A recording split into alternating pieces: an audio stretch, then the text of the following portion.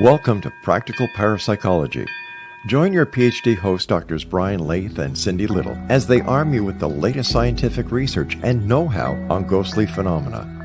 Brian is the lead author of the groundbreaking new book, Ghosted, Exploring the Haunting Reality of Paranormal Encounters, and Cindy is the proprietor of WacoGhost.com, a portal for professional investigations and public education on ghostly phenomena. Together, with their recurring guest, parapsychologist Dr. James Huren, they will take important steps with you to gain scientific answers about the nature of the paranormal experiences and the people who have them. For more information on practical parapsychology, visit their website at www.practicalparapsychology.com.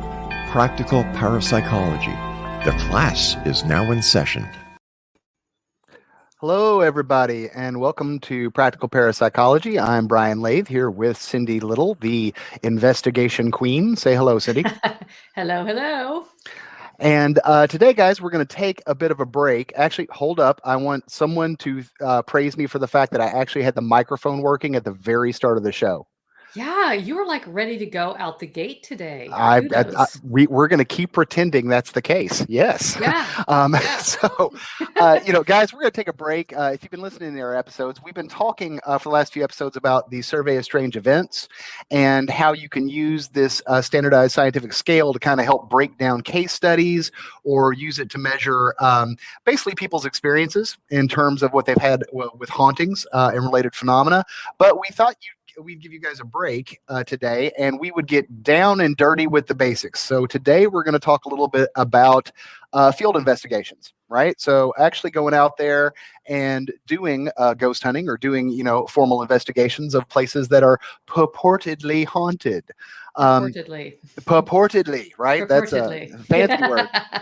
Can't write a research article without the word purportedly. So first thing I thought we'd start John about, Cindy, and I'm going to let you talk a little bit more than me today, hopefully. Actually, let's be fair, that's probably not going to happen because... We'll see. Yeah, exactly. We'll just own it. We'll own it. Guys, from the book Ghosted, we've divided investigations. And I want to say before we move into this, that, when we were thinking about how we could divide and type investigations, we went for, the whole kit and caboodle. So, a lot of this stuff, or I should say the way we've split investigations divide into kind of three categories. And if there's a team out there that is truly devoted enough to run a single incident or a single location through all three of these, you have absolutely done your duty. But I think something that Cindy and I will be talking about is sometimes it's hard to get through all three types of this with one particular location. There's lots of stuff that can get in your way. So in terms of our division, right, we have stage one, which we call case documentation, right? People, history, case studies, environmental examination. And then you move to stage two, which we call exploratory studies. And this is where you do an initial investigation to try and document, hopefully, some phenomena. And then our stage three, which is actual hypothesis testing, which is where you get in and decide that you're going to formally try to study or test various hypotheses related to paranormal phenomena. But why don't we start with case documentation, and I will shut up and let Cindy give her 2 cents on what are your highs and lows in doing, stage one, doing the background work. Basically, I start with talking to witnesses or experiences, experience, another name to put to it, but just interviewing them and just trying to find out more about the case and what they're experiencing and where and when. And that usually tells me a whole bunch. And especially I try to start with open-ended questions, like, hey, just what's going on here? What's been going on? And that usually goes a long way. But then I always try to keep at the back of my mind that the activity could be related to a person or people versus place. So I always like to ask questions about the people there. It's like, have you experienced these things elsewhere? Have you experienced these types of things throughout your life? When did these things start? I look for a possible catalyst on activity.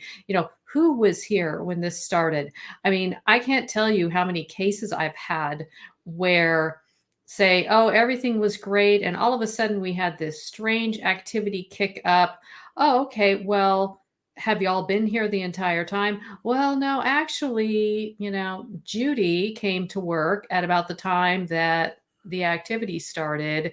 And I'm like, oh, really? Well, let's talk to Judy. Judy, what do you think about? Oh, yes, I've had experiences like this all my life, blah, blah, blah. Wherever I go, I seem to see ghosts. And that really gives me an opportunity to figure out where to go next. And that tells me a whole lot about the case and where the activity may be focused around. It may be focused around a specific person or people versus a place. And that's been my experience too, and maybe a little bit less pronounced. I mean, more so now that we've devised haunted people syndrome, right? Which is really part of what you're talking about there, right? So is it a place that people have walked into, or is it a person that for whatever reason seems to be having a lot of paranormal experiences over an extended period of time, right? Mhm. And I don't know about you, but if you start digging in and digging into the history with those people, they will very often have childhood stories, right? Yes. Or I think of one of the cases we did for some papers. The lady that we interviewed, not only was it following around her with several houses, but her grandmother was supposedly sensitive, and she was Yeah. reporting stuff at 3 and 4 years of age Mhm. that were spectacular if true, right? Putative Mhm. experiences, right? I just keep saying Yeah. that, putative. Um, Putative. yeah, putative. But let's back up a little bit though, because you said the magic words with an interview, um, open-ended questions, right? Yes. So what are some of the this is a good practical question. What are some of the difficulties in getting histories and information from witnesses and experiencers? Well, you either have the ones who don't like to talk and will be very short and with their answers, and kind of, yeah, well, yeah, no. But more often than not, I have people that want to unload. It's kind of like, finally somebody is here to listen to me and believe what I'm saying. And they end up going down all these crazy rabbit trails. And so just trying to sift through the information they're giving me with even that initial question of, hey, what's going on here, can be a little bit difficult. And that's where I always like to jot down notes, or sometimes I'll have my audio recorder on so I can go back and kind of sift through what they were saying, because a lot of times it's really hard to kind of get to the core phenomena of what's going on, because they'll start talking about, well, this happened here but when I was little. And you're absolutely right. I tell you what, if I had $1 for every time somebody said my grandmama has the gift, I'd be a rich Oh woman.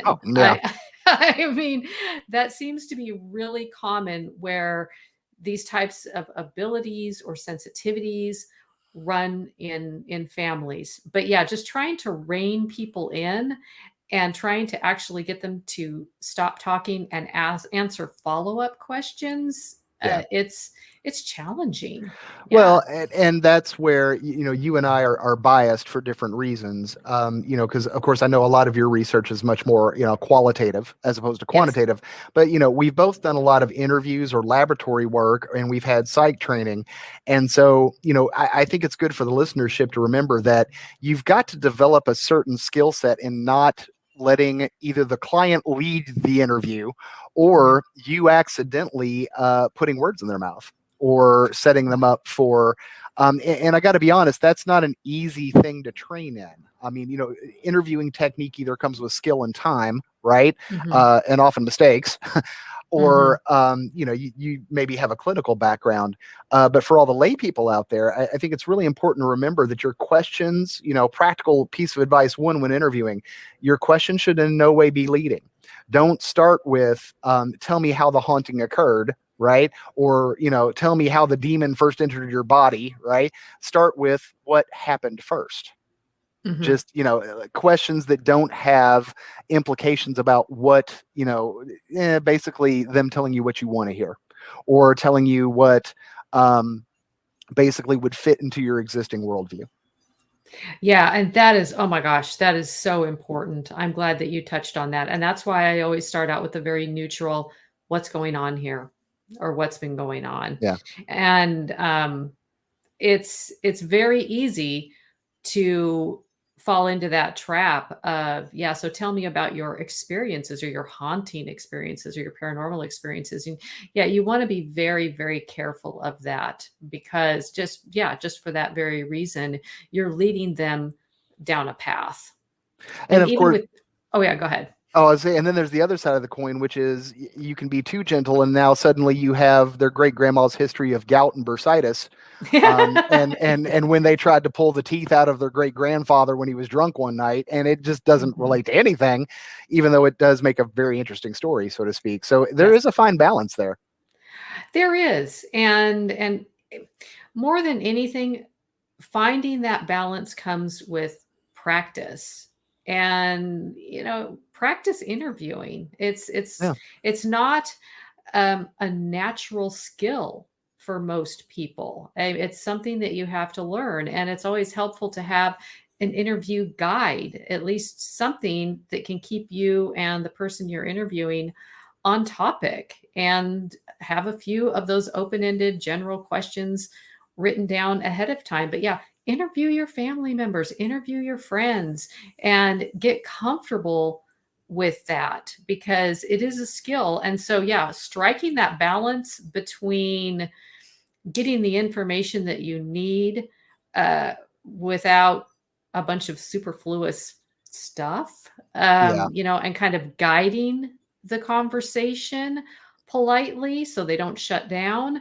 I mean, these are kind of things that are just by feel more than anything, because it's going to be a little bit different for each person that you're talking to. Well, and in a practical sense, I think like most things, you have people that are, personality trait and background inclined to learn it. And then you have people who just aren't going to be good at doing it. So, one thing to do for, people that are really gung ho about, doing investigations is, look around your group and find the personable people, right? Find the people that are empathetic, and then give them the assignment, right? To, go home and practice interviewing 5 or 6 of your people. You have to look, there's a little bit of management involved, right? In running a good investigation group. So, find the right person and then give them the homework. And then in turn, they can, get a little bit better at it. And with time, they become a real pro. Mm-hmm. Yeah, and I completely agree. And you want to give some thought ahead of time too, to what kind of information are you after? I mean, are you after information about the people that are there, and the types of people that they are, and the types of experiences they've had, kind of their history? Or are you more interested in what is actually going on at the place? Are you trying to isolate the anomalous activity and where it happens? And so you want to just kind of think about all of these things. And that is going to help you focus on what types of questions to ask and what types of follow-up to ask as well. So, you want to make sure you're getting what you want and what you need. Yep. Well, we have hit our first break, so we'll be back in just a moment with more practical parapsychology, guys. Stay tuned. Welcome back, everybody. And so we're gonna jump right back into the conversation, because we are missing, I think, the numbers guy. I'm going to say the most crucial thing about interviewing procedure, which is get dates and get times. Mm-hmm.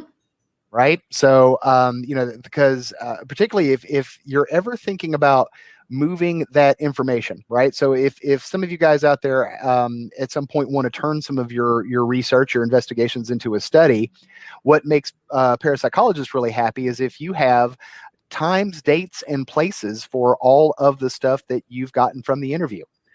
Because that chronology sometimes, right, will actually allow us to run some mathematical analyses about increases and decreases in frequency of phenomena over time. And there's lots of other analysis we can do too. So one of the really important kind of practical points I'm going to hammer on is timestamp, timestamp, timestamp. And if they don't have an exact hour and second, they can certainly note the day or about the week, somewhere, just place that chronology of history that you're collecting in time. Yeah. What would you add to that, Cindy? What else should we be looking for? No, I think that is great. And in fact, one of the first things I do when I go into a case is make the suggestion of, would you mind keeping a journal? And just jot down when things happen, who is there, what time. I said it's very important because it's going to help us find patterns to the activity.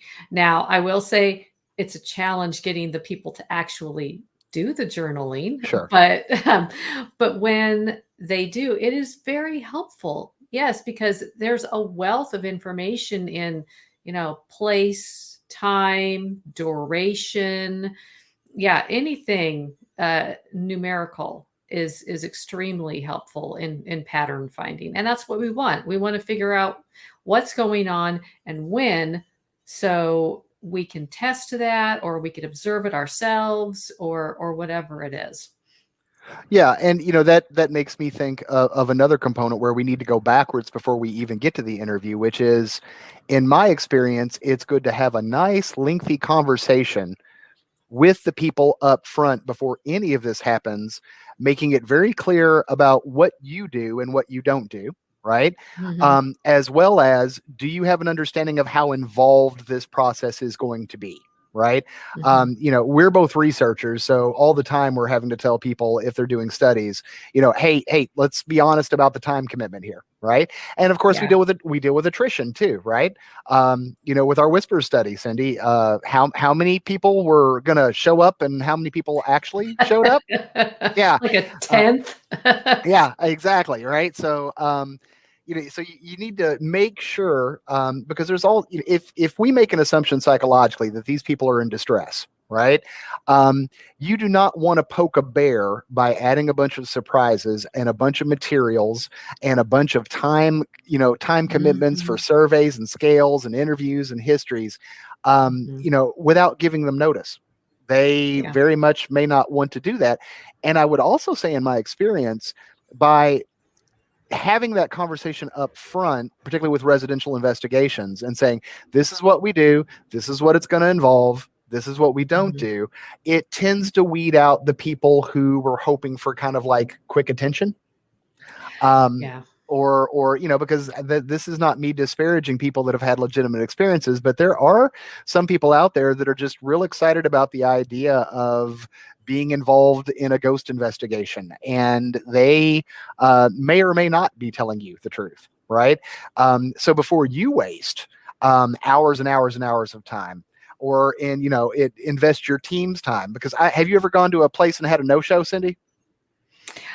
I haven't had a no-show, but I'm glad that you touched on this because it is very important.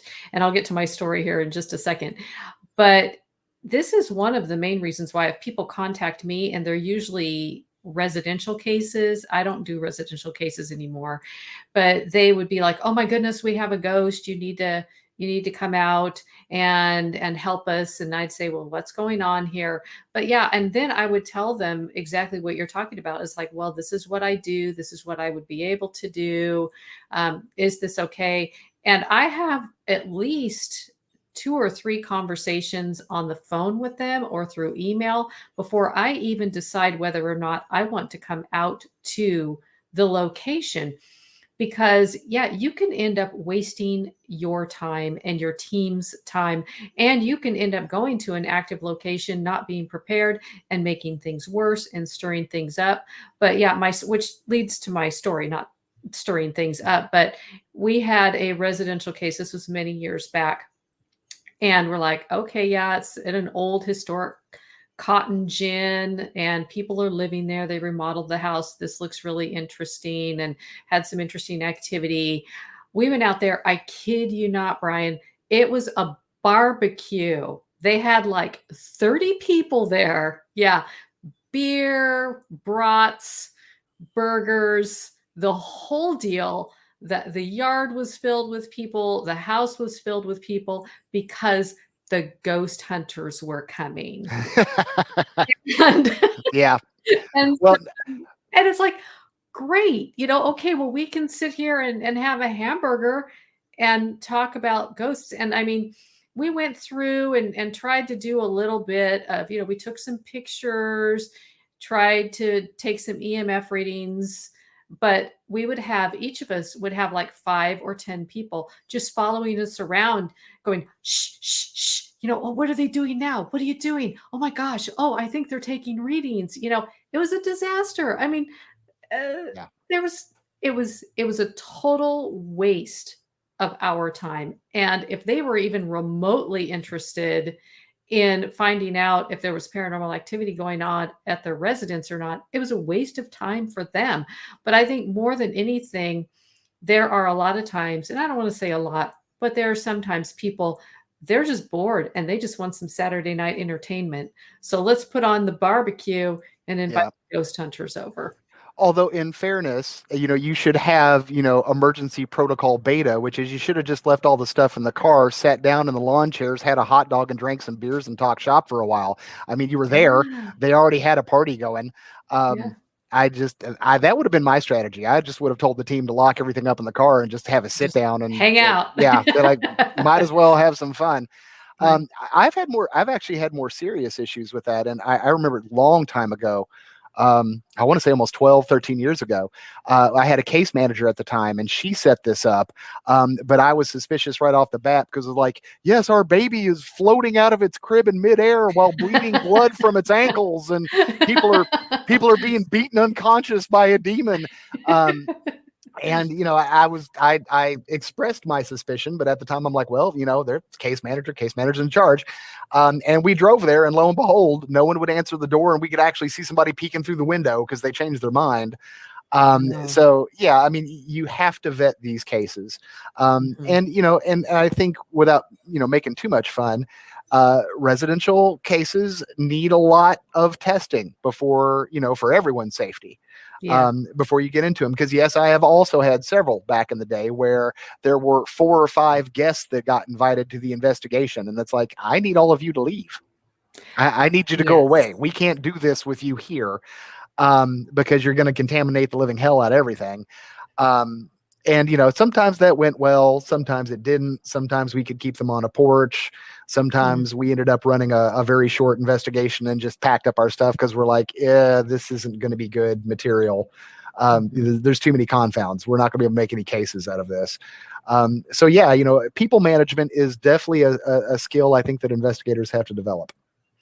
I completely agree. And yes, I've had to cut short many residential investigations for those exact same reasons. It's like, this is a total waste because you're absolutely right. They invite everybody over. It's like, oh my goodness, the ghost hunters are here, and I had this one case where it took just every fiber of my being to be patient with this 16-year-old girl that literally stuck to my side and was asking questions the entire time, nonstop. Well, what are you doing now? Well, what's that? Well, what is that for? Well, how come you're going into this room? Well, haven't you gone into that room yet? Well, why not? I mean, it was driving me nuts. And so, and I'm just like, please go away. Shut up. Go away. And I mean, I understand the curiosity, but yes, people management is a huge part of it, especially in residential cases. And you're usually, unlike a business situation or a historic building, you're kind of cramped up in a little house. You're all kind of getting on top of one another, and that's difficult as well. And so, yeah, you talk about the dirty test tube of field work. It doesn't get much dirtier than a 3-bedroom, two bath rancher that's filled with 10 people. And the TV is on and the dog is barking and the cats are running around and it's a bust. I mean, there's really nothing you can do. And I would say at that point, there is not even a point in setting up equipment or trying to set up anything because there's too much going on. So, maybe one thing to kind of more neutrally wrap this up is, if there's anybody out there listening who thinks they may have a haunting in their location, you need to understand that that scientists, right, or good investigators have to remove confounds. And you, as a person that lives there, are a confound, right? Yes. So, the option is you either have one of your investigation team literally follow the people in the house around and document everything they're doing, assuming it's a large enough space for that to happen. But the very point that, if they're roaming around, if the people that live in that house are roaming around, footsteps, coughing, television noise, the dog, the cat purring, almost the dog purring. I'm like, yeah. So unfortunately, right, you've got to have a quiet, clean environment to do these investigations in any way that are going to provide you with evidence that's reliable. Right. So, just as an FYI, guys, if you ever want a group to investigate, if they're a decent group, they're going to ask you to leave. Or they're going to restrict you to one room. And, worse, it's going to be like you're in a prison cell, because they're going to ask you to be quiet and not make a lot of noise. Because if you don't, you've destroyed any evidence and the whole point of the team coming out in the first place. Yeah. So, but it is break time again. So we will be back in just a minute with more Practical Parapsychology. Welcome back to Practical Parapsychology, everybody. So let's switch gears a little bit, Cindy. Let me start this off by asking you a question. Because do you take environmental baselines? Do you try and get like EMF baselines before you actually do an investigation, or do you do that in the actual exploratory stage? I usually do that in the actual exploratory stage. I mean, it depends on access. Sometimes I'm only allowed access for one night or one day. Sometimes I'm allowed access previous to an investigation, which is really cool. But usually it's during the exploratory phase. I will go in and I will take EMF baselines. I will take photographs. I will take video of the environment, as well as I will also take just memos to myself if I notice something unusual. It's like, oh, gee, they have an especially loud air conditioner that kicks on, or they have pets, or, just something to kind of get a feel for the environment. But yeah, I usually do that at the beginning of an investigation. And so, that's kind of the point. So we were talking before about case documentation, right? So one way to think about it is that the first stage of a good investigation is getting the histories of the people, right? Getting the histories of the location. Although different groups have different, I guess maybe emphasis or desire for actually doing historical documentation, right, of the location or the people. In other words, like going to the county library and looking up records. We're going to get to that in a second, because otherwise I'm going to derail.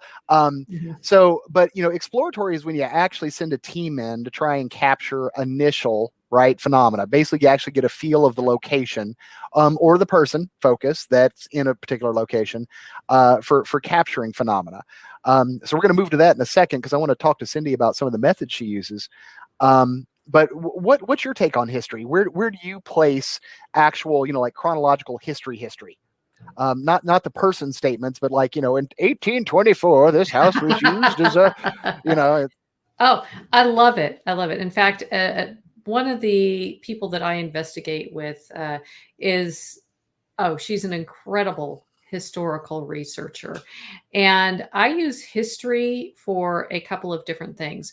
First of all, I use it to find out more about the property, which is important because there may be something inherent in how the structure is built or something that could be contributing to what people are thinking of as paranormal activity when it's really not paranormal at all. I think of a story of a house that was built of cinder blocks, and they were using styrofoam as insulation in the cinder blocks. And the house was sitting up against a hillside where there used to be a landfill. So you can kind of see where this is going. I know it's crazy. Yeah. And so what was happening is methane gas was leaking into the house, and static electricity was causing these balls of light to ignite inside of their house. And yeah, scary. I mean, really spooky stuff, but completely natural. I need to poke though a little bit and say, who was able to verify? I mean, are we talking like combustible gases and like poof, there went a ball of flame? Yeah. Oh my God. Okay.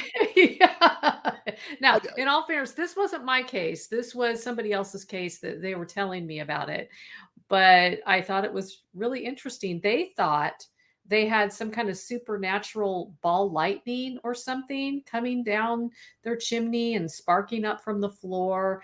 And no, it was methane gas combusting I in do my have to admit, house. once I got used to that, I would try and light a cigarette off of one of the Yeah. just to say that I did it. Yeah. You know, I'd be like, Yeah. yeah, Yeah. Well, yeah, that'd be pretty tough. Yeah. yeah, and I'd like maybe to I. see that. Well, I don't have any hair, so I mean, maybe my facial hair would burn off, but it still I could claim bragging rights at least for several months. So That would be so awesome.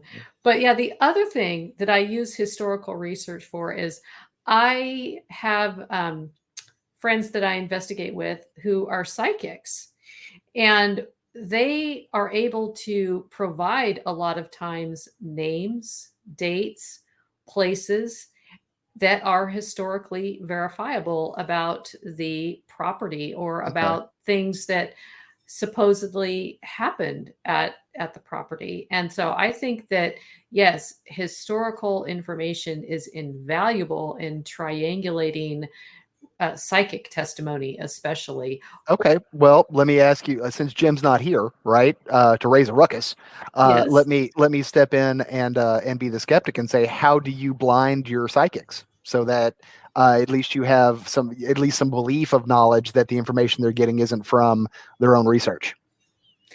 That is a very good question. And that is something that I don't think that you can ever completely control for. So it is something to be careful of. Personally, I mean, the best I can tell you on that is I know my psychics very, very well. I mean, they're very good friends of mine, especially the guy that I'm working with now. He is very humble about his abilities, and he likes to go in cold. And an example of that on the Whisper study, he did some distance readings, and he was getting the impression, and I think I told you about this, he was texting me furiously, and he knew nothing about the whispers, nothing about the history of it. And we were talking about up in the bedroom, we thought there was the death of a son. And it was I think Jesse's room or something, the son, Jesse.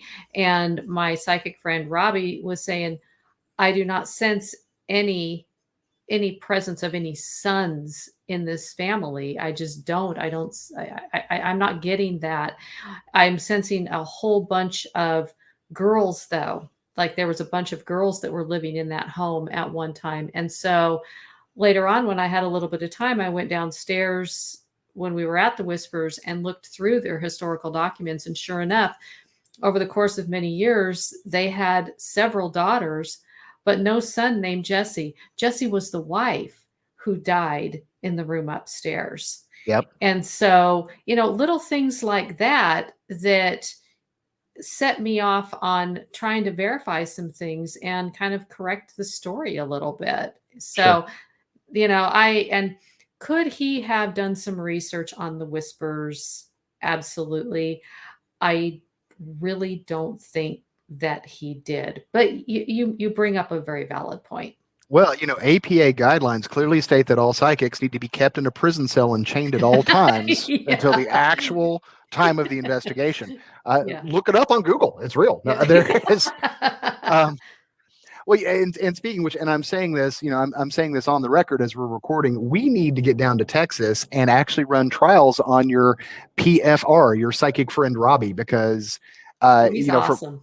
from what I've seen, he really seems to have some talent. I'd love to put him in lab conditions and see what he can do. That would be fun. That would be an exciting trip.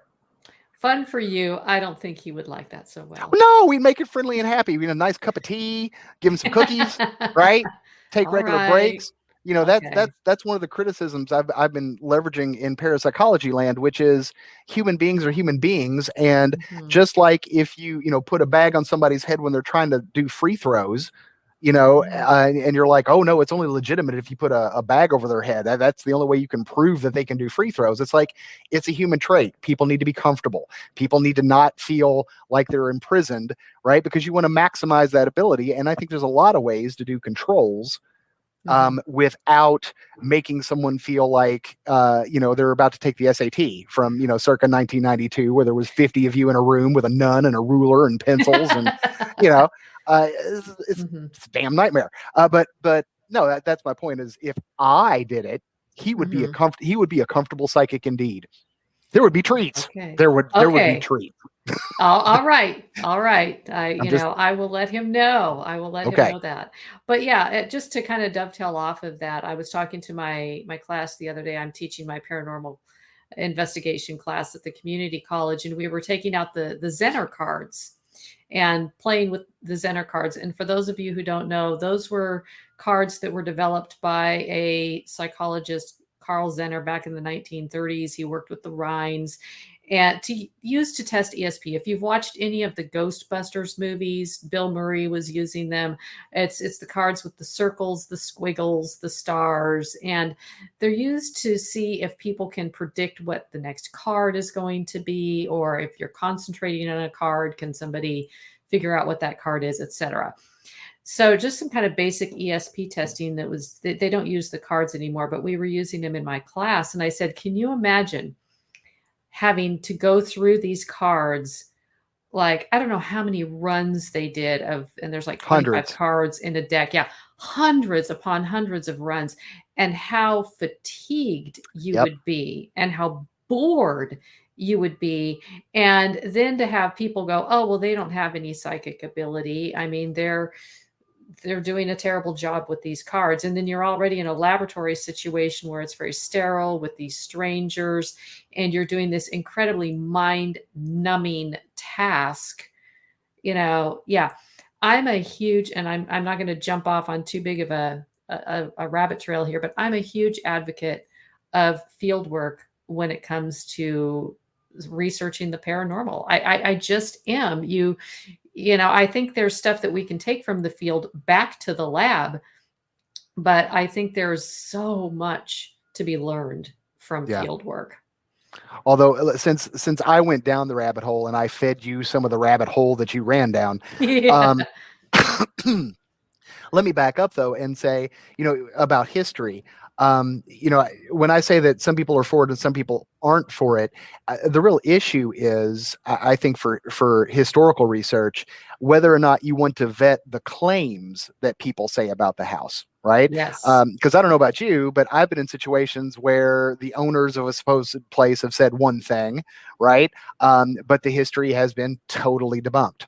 Right. Yes. You go to the county courthouse and find out that none of it is true. And then there's others where there does seem to be historical evidence. But I will also say, as an interesting, and this may be heresy, some investigators may be mad at me, but I do not find a strong relationship between the history of a place and phenomena occurring. I'm not saying it's not related, but some of the best stuff I've ever got at Black Moon Manor, all of the claims that they made were thoroughly debunked. None of the stuff that they claimed about the house that supposedly made it haunted was actually true at all.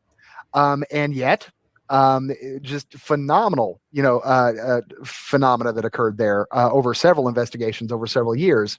I also think of Bobby Mackey's about 2 hours from here, where, it is documented that supposedly, I think 2 men ritually sacrificed a woman, supposedly to the devil. Wasn't there, don't know. Gotta ask, right? Which demon in particular did you sacrifice this lady to?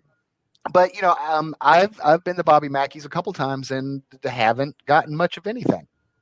Now other people have reported phenomenal stuff, but that's something I really would hope we could get some other parapsychologists investigating, and it wouldn't be a hard study to do, really.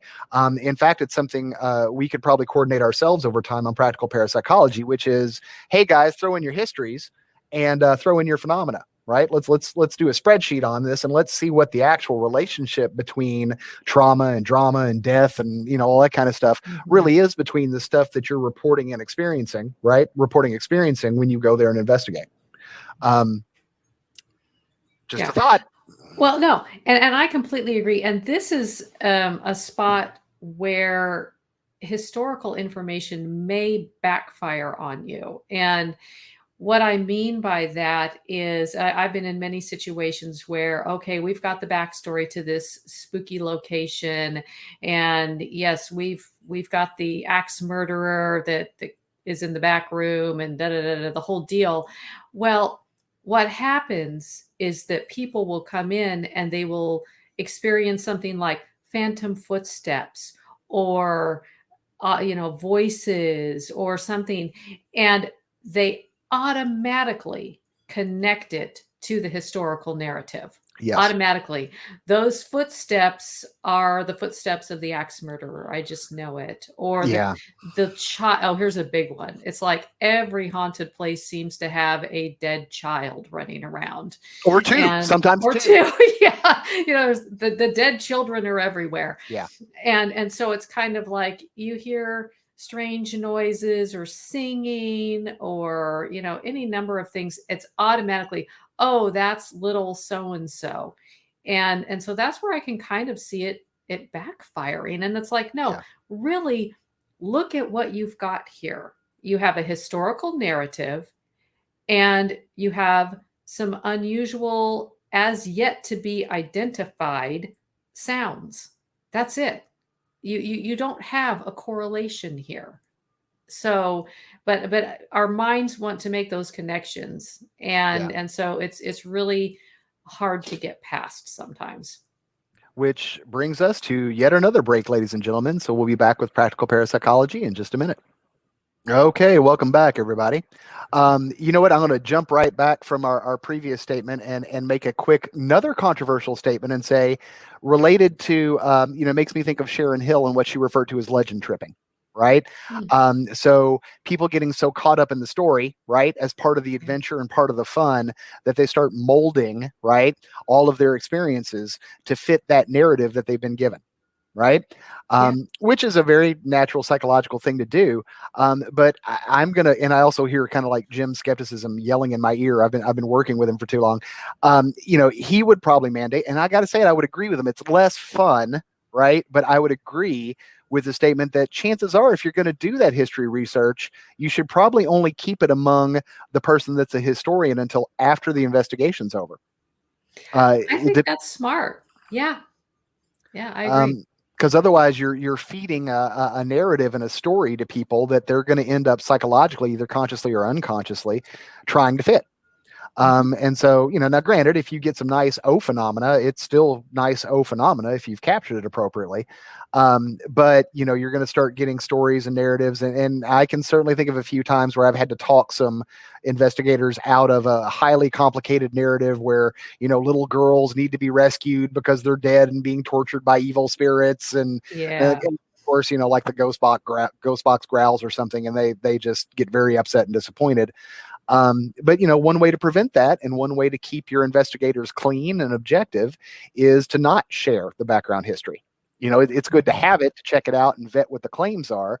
But it's probably also fair to say that there's no such thing as really keeping investigators clean. Because, I'm Cindy, I'm sure you looked up the whispers a little bit before we did our study, right? Little bit, but not too much. Yeah, well, I mean, and we knew you wouldn't, right? Because we asked, but that's the point is, particularly if it's a famous place or a entrepreneur place, right, where you charge money because it's got good phenomena, those stories are all out there. Yes. So, and your average investigator may do their own digging. So, probably important to say it's hard to put controls on that sort of thing, but probably a good idea to kind of control it as much as you can. Does that seem like a middle ground to you? I think that's appropriate. I really, really do.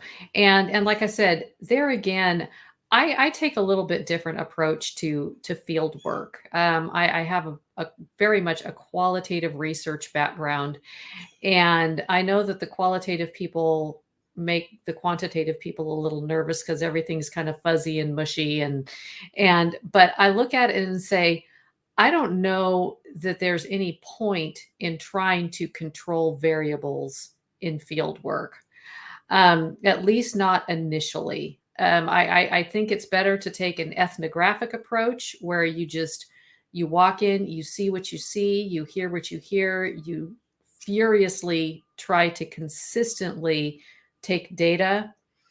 And then once you have all of that gathered up, then you can start trying to isolate variables and then maybe eventually get into a situation where you can do some hypothesis testing. But a lack of control for variables for me, it's a non-issue. It's just Yeah. I think there's so much great information that if you can collect it consistently and analyze it well, you're going to come up with some really interesting stuff and stuff that you can quantify and Yeah. measure. Well, But initially, I really think that exploration, that kind of free exploration is important. dirty hippie. Yeah, I know. I'm a hippie researcher. I Well, am. no, I mean, I'm actually glad that you made that caveat because I was about to fight you. I was like, oh, heck no, you need to have controls. But no, I think particularly in case documentation, right? Yes. No, you need to let people do what they're going to do and you need to record all of it.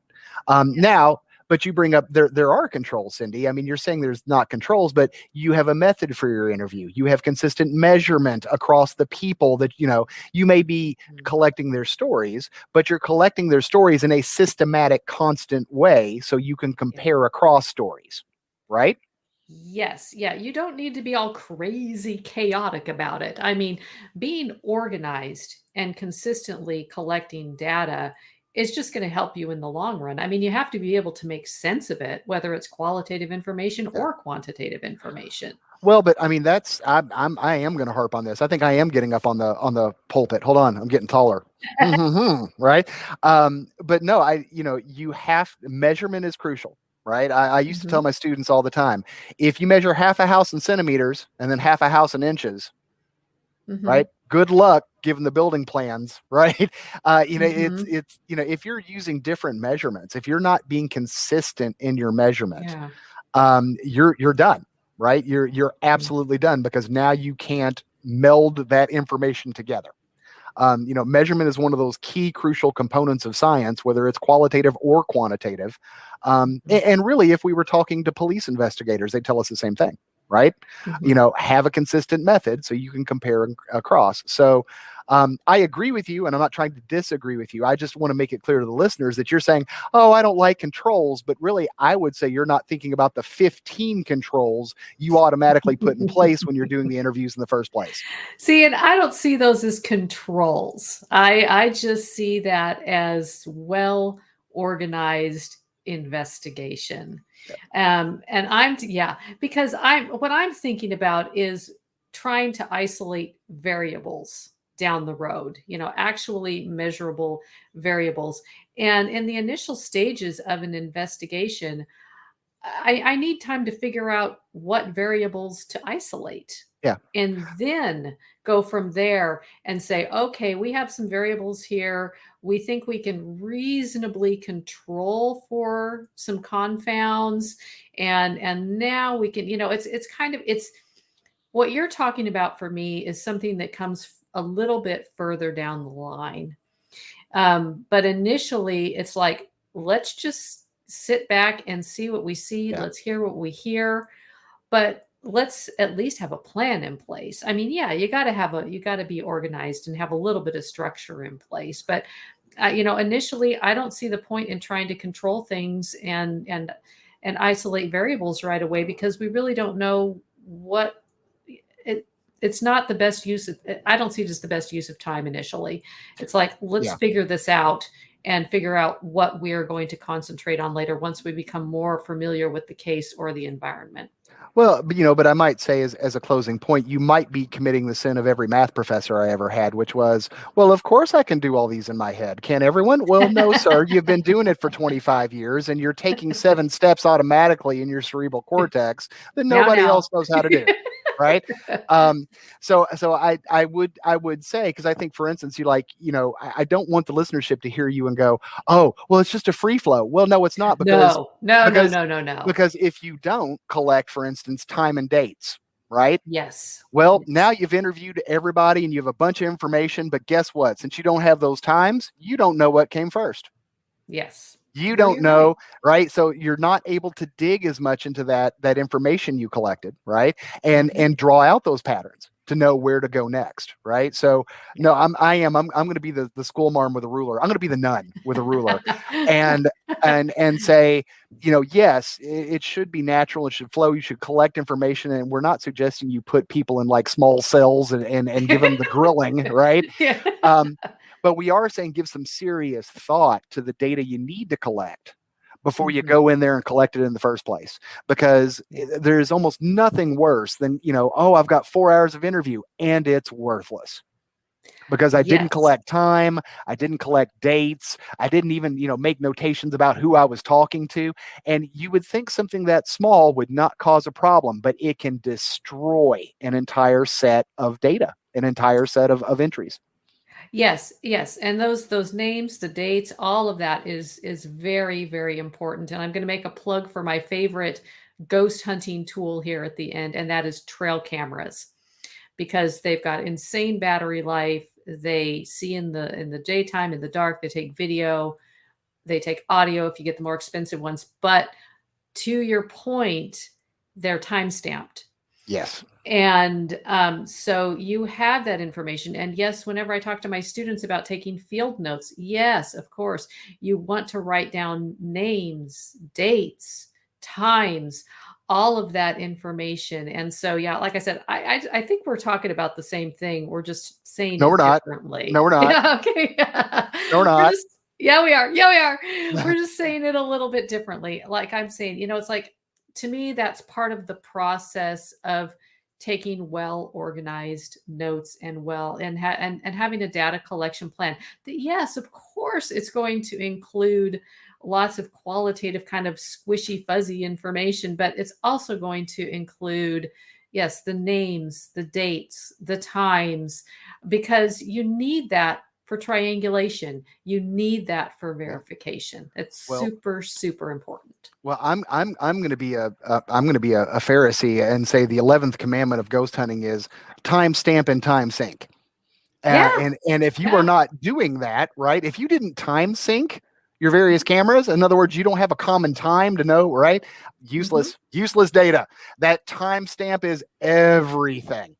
It's very important. Yeah. Yes, very, very important. Yeah, and collecting points of data from multiple sources. I talk a lot about that to my students. Triangulate, triangulate, triangulate. It's going to add to the validity of the experience. And if you just have a weird EMF blip or an odd sounding EVP that stands on its own, to me, it's not standing on its own. It's just some little blip of something. I wouldn't even count it as data. I immediately dismiss it. Yeah. Well, so, yes. Here's the thing though. See, we just got through stage 1. We didn't even get to stage 2 as usual. Right. But we're almost out of time. So, we're going to have to wrap this conversation up. And, although let me give a little bit of a teaser to the listeners. Cindy and I with Jim are working on creating some standardized forms for investigators, that we're eventually going to try and put up on the ISRE website, where people can use Google Forms to do preliminary interviews in a systematic way. And in some future episodes, we'll be talking about some scales that we're going to try and put up there too, to where if you want to kind of have some help doing background for investigations, we'll have some scales available. And some surveys where people can fill them out and you'll get some systematic information about their histories. We're not there yet. Be patient with us. But that's a heads up. So it seems like we are officially out of time. So Cindy, thank you for today. Well, thank you. That's fun. I love talking ghost hunting. We got that's my favorite. We got another 5 hours just talking about this. We can't. You guys will hear more of it. So, hope you guys will tune in again next week. This was Practical Parapsychology, and until then, we hope you guys have a good day.